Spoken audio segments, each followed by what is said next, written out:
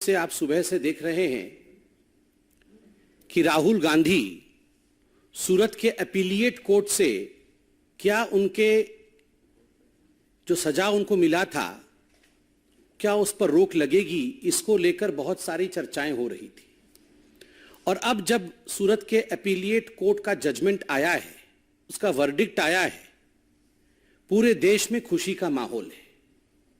और खास करके पिछड़े वर्ग में, जिसके प्रति राहुल गांधी के मन में वैमनस्य का भाव था, जिस पिछड़े वर्ग के लिए राहुल गांधी ने आपत्तिजनक शब्दों का प्रयोग किया था, उन्हें गाली देने का काम किया था, और इतना कुछ करने के बाद राहुल गांधी और गांधी परिवार को लगता था वो बच के निकल जाएंगे, वो नहीं हो पाया है।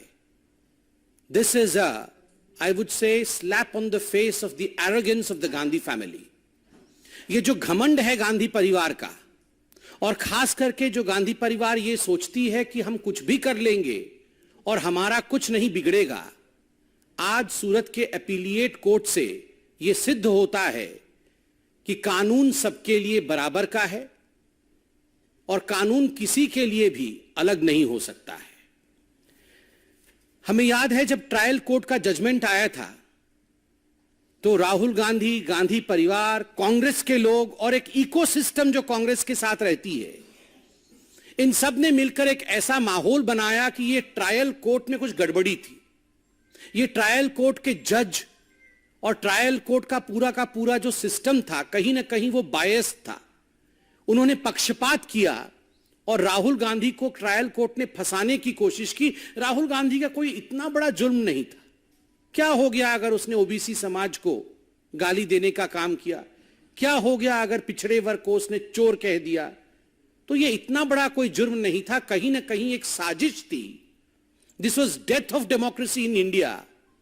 और उसके कारण से सूरत के ट्रायल कोर्ट ने इस प्रकार का एक वर्डिक्ट राहुल गांधी के खिलाफ सुनाया, और नतीजा रहा कि राहुल गांधी आने वाले समय में इंडिया के पार्लियामेंट से एक तरह से डिस्क्वालीफाई हुए, और वो कानून भी उनके समय बनाया हुआ कानून था। मगर आज जब अपीलिएट कोर्ट से जजमेंट आता है तो एक बात स्पष्ट होता है कि this was not death of democracy of India, this is a blow on the arrogance of the Gandhi family. ये लोकतंत्र समाप्त नहीं हुआ है। ये जो घमंड है गांधी परिवार का और खास करके राहुल गांधी का, उसके ऊपर एक बहुत बड़ा आघात है कोर्ट के माध्यम से। अपीलिएट कोर्ट को भी लगा कि देयर इज अ मेरिट। जिस प्रकार से पिछड़े वर्ग के खिलाफ, ओबीसी समाज के खिलाफ गाली गलौज करने का काम राहुल गांधी और उसके बाद राहुल गांधी को सपोर्ट करते हुए कांग्रेस पार्टी ने किया था, अपीलिएट कोर्ट कन्विंस होती है कि इसमें मेरिट है जो ट्रायल कोर्ट ने किया था, और राहुल गांधी जी के सेंटेंसिंग को कम नहीं किया जा सकता या उसे स्टे नहीं किया जा सकता। यह बहुत बड़ी बात है हिंदुस्तान के न्यायिक प्रणाली में। बंधुगण, राहुल गांधी जी को सेंटेंसिंग होने के पश्चात पूरे कांग्रेस पार्टी ने एक मोबिलाइजेशन किया था। गली गली में, नुक्कड़ नुक्कड़ में जो कांग्रेस के कार्यकर्ता थे, वो राहुल गांधी जी के मोबिलाइजेशन के कारण न्यायपालिका पर ठहर ठहर कर आक्रमण कर रहे थे।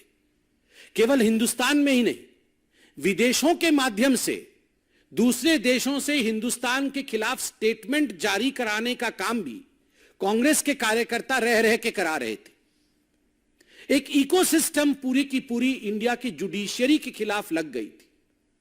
और आज जब यह जजमेंट आया है, मैं कहूंगा this is the victory of the common people of India. यह साधारण जनता के लिए तो विजय का उत्सव है ही, पिछड़े वर्ग के लिए विजय का उत्सव है ही, यह न्यायपालिका के लिए भी एक बहुत बड़ा विजय है। क्योंकि जिस न्यायपालिका के खिलाफ सड़कों पर आंदोलन करके मोबिलाइजेशन करने का काम कांग्रेस पार्टी कर रही थी, आज उसी न्यायपालिका ने कहा कि आप कितना भी दबाव या प्रेशर की राजनीति हमारे ऊपर करने की कोशिश कर सकते हैं, मगर we don't buckle under pressure. आपके प्रेशर टैक्टिक्स के कारण, आपके दबाव की राजनीति के कारण न्यायपालिका झुकती नहीं है। जो अन्याय है वो अन्याय है। इतना ही नहीं, आपने देखा था उनके जो नेता हैं कांग्रेस पार्टी के राज्यसभा के अंदर, कई बार के सांसद रहे हैं प्रमोद तिवारी जी, वो तो 2 कदम आगे निकलकर और कह रहे थे कि ये तो गांधी परिवार के लड़के हैं, ये राहुल गांधी केवल साधारण मनुष्य नहीं है, ये साधारण हिंदुस्तानी नहीं है, ये तो गांधी परिवार का सदस्य है, उनके नाम में गांधी लगा हुआ है, इसलिए the law should treat him differently. कानून इनको भिन्न करके इनके साथ बर्ताव करना चाहिए था। न्यायालय को इस प्रकार 2 वर्ष का जेल नहीं सुनाना चाहिए था, क्योंकि ये राहुल गांधी है।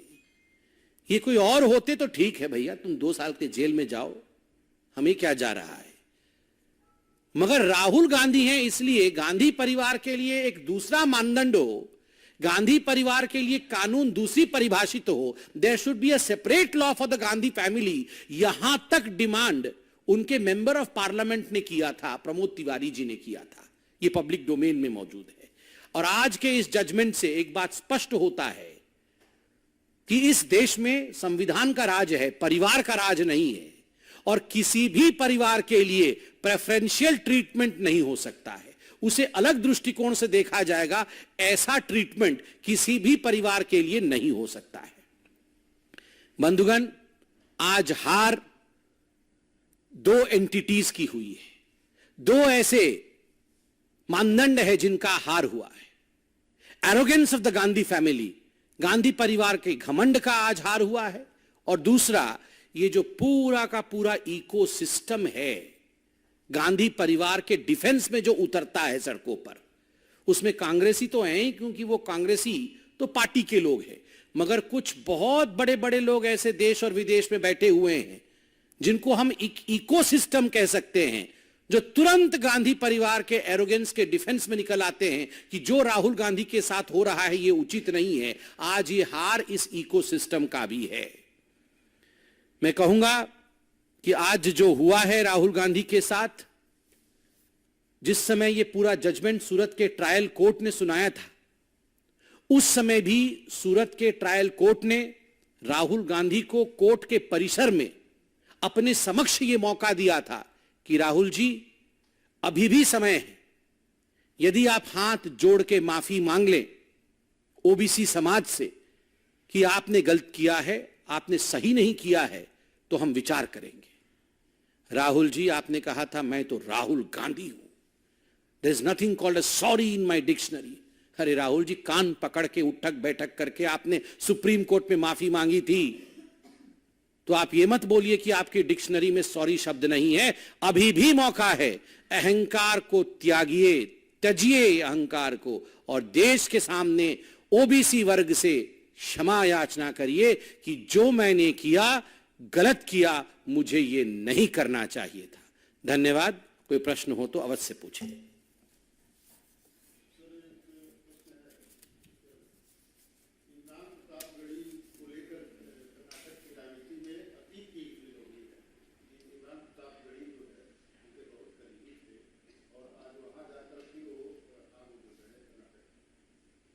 देखिए, जहां तक कांग्रेस पार्टी का सवाल है, कांग्रेस पार्टी के इस चरित्र के विषय में कि जो लोग हिंदुस्तान के खिलाफ बोलते हैं उनको प्रमोट करना, उनको राजनीति में आगे रखना, उनको स्टार प्रचारक बनाना, ये तो कांग्रेस समय समय पर करती रही है।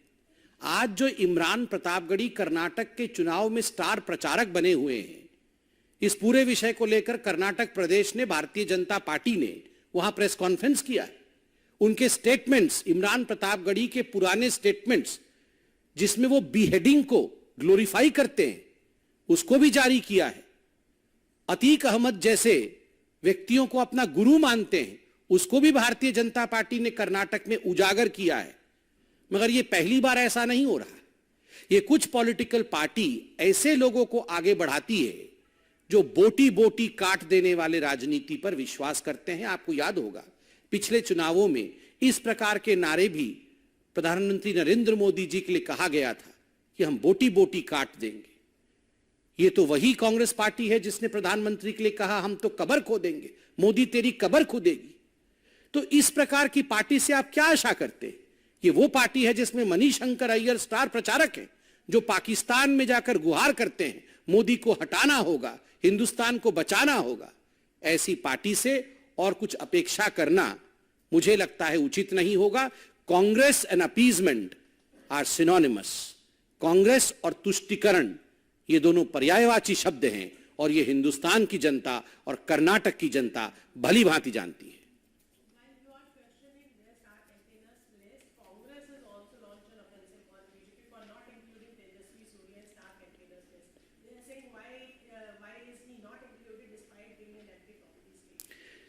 Please ask the Congress party, though they must be hearing somewhere this press conference. Unsolicited advice from me is, please don't put a lot of your thought on what BJP is doing. Rather, get concerned about Rahul Gandhi.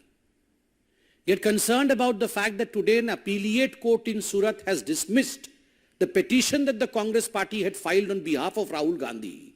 And Rahul Gandhi is yet again exposed in front of people of Karnataka and in front of people of India, that the way he had attacked the OBC community, the court did not deem fit to in fact reduce his sentence, shows that today in fact the Congress should be a worried lot. Thank you.